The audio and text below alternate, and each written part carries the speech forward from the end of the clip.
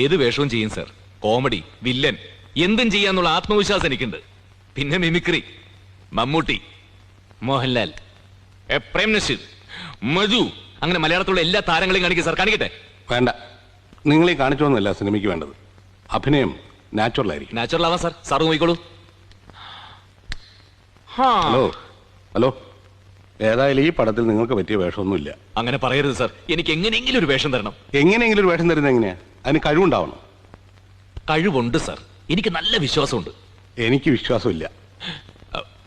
അഭിനയിക്കാൻ വേഷമൊന്നുമില്ലെങ്കിൽ ഞാൻ തിരക്കഥ എഴുതും സർ. സ്ക്രിപ്റ്റ്, പാട്ട് പാടും. ഇതൊന്നും ഇവിടെ ആവശ്യമില്ല. നിങ്ങൾ ശല്യപ്പെടുത്താതെ പോണം. എങ്കിൽ സാറിന് എന്നെ സാറിന് അസിസ്റ്റന്റ് ആക്കാൻ പറ്റുമോ? അതിലൂടെ ഞാൻ അഭിനയത്തിലേക്ക് കയറിക്കോളാം. നിങ്ങൾക്ക് പറഞ്ഞാൽ മനസ്സിലാവില്ലേ? സാർ, എന്നെ ഒഴിവാക്കരുത് സാർ. 3-4 കൊല്ലായി സാർ ഇതിന് ഇറങ്ങി തിരിച്ചിട്ട്. ഞാനൊരു പാവമാണ് സാർ. ജീവിക്കാൻ വേറെ ഒരു മാർഗം ഇല്ലാത്തോണ്ടാ. ജീവിക്കാൻ മാർഗം ഉണ്ടാക്കലല്ല എന്റെ ജോലി. എനിക്കിവിടെ വേറെ പണിയുണ്ട് സാർ. വേണമെങ്കിൽ